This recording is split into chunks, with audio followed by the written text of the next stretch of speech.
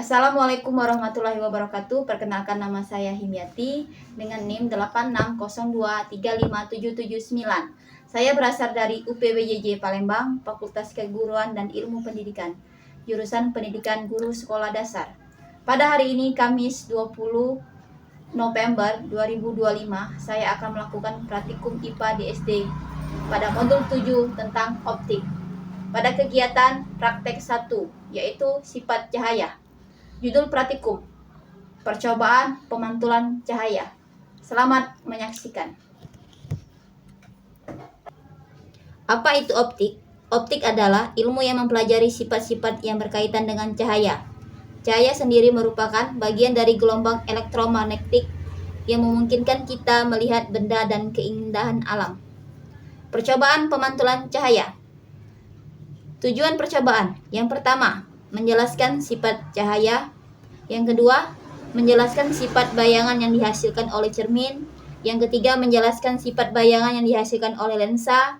Yang keempat, menentukan fokus cermin lengkung. Dan yang kelima adalah menentukan fokus lensa cembung. 3. Alat dan bahan yang akan kita gunakan: yang pertama adalah cermin datar.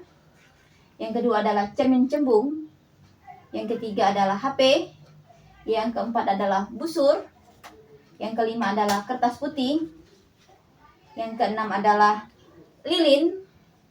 Dan yang ketujuh adalah celah cahaya.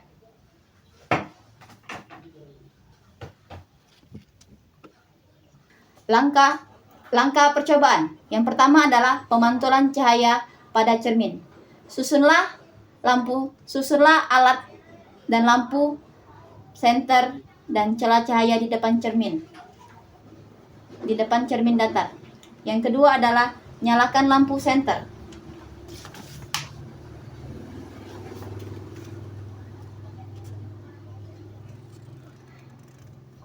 Amati jalannya berkas cahaya pada saat dan sebelum sesudah mengenai cermin datar.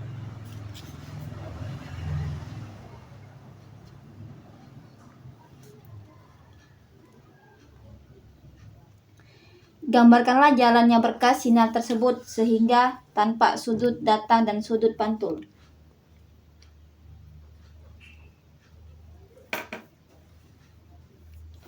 Kemudian ukurlah sudut datang dan sudut pantul menggunakan busur derajat.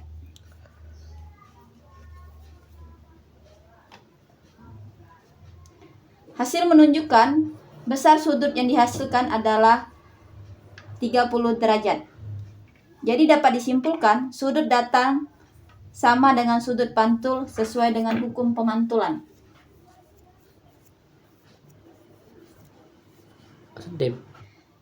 Selanjutnya, letakkan dan nyalakan sebuah lilin.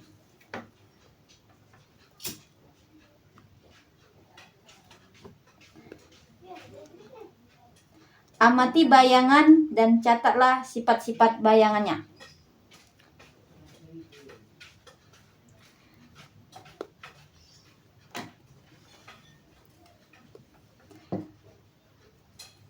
Sifat bayangan yang dibentuk oleh cermin datar tersebut adalah, jadi di sini hasil menunjukkan hasil bayangan pada cermin datar itu bersifat tegak dan sama besar dengan bentuknya, dengan bendanya.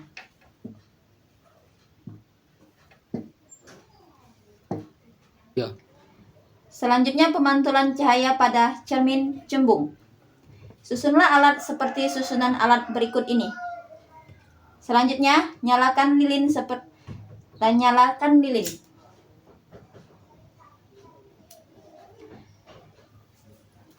Amati jalan berkasnya cahaya pada saat sebelum dan sesudah mengenai cermin cembung.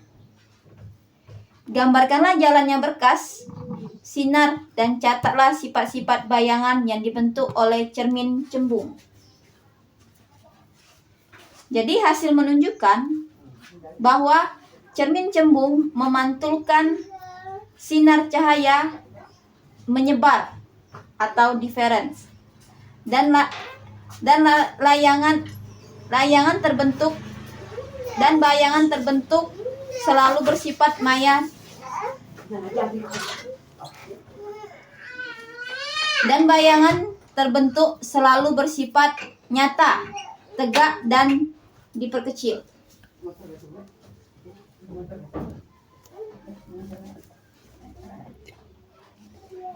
Tiga.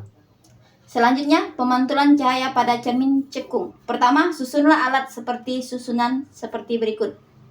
Kemudian, nyalakan lilin.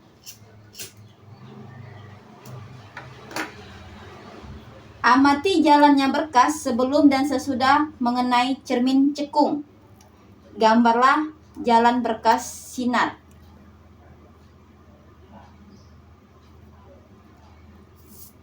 Selanjutnya, catatlah sifat bayangan yang dibentuk oleh cermin tersebut.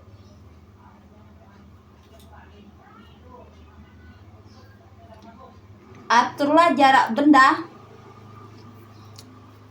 dan letak layar agar pada layar tersebut bayangan jelas dan tajam. Lalu ukurlah jarak benda tersebut menggunakan mistar. Jarak benda dan jarak bayangan. Hasil menunjukkan bayangan terbentuk nyata pada layar bayangan bersifat nyata dan terbalik. Kemudian geser benda menjauhi cermin cekung. Amati pada jarak tertentu, bayangan benda akan menghilang. Ukur jarak benda dari cermin cekung dan ukur jarak bayangan yang telah dihasilkan.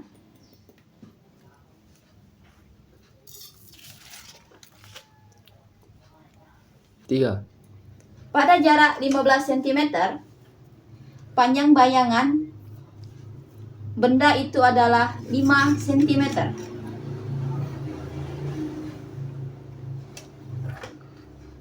Pada jarak 20 cm, panjang bayangan itu adalah 4 cm. Pada jarak 25 cm, panjang bayangan itu adalah 3 cm. Jadi hasil menunjukkan semakin jauh benda dari cermin cekung, maka akan semakin kecil bayangan yang dihasilkan. Dengan kata lain, jarak benda tersebut sama dengan jarak fokus cermin cekung. Ketika bayangan menghilang, berarti bayangan berada jauh dari titik fokus cermin cekung. Itu saja hasil praktikum yang saya sampaikan. Saya akhiri, wabillahi taufik wal hidayah. Wassalamualaikum warahmatullahi wabarakatuh.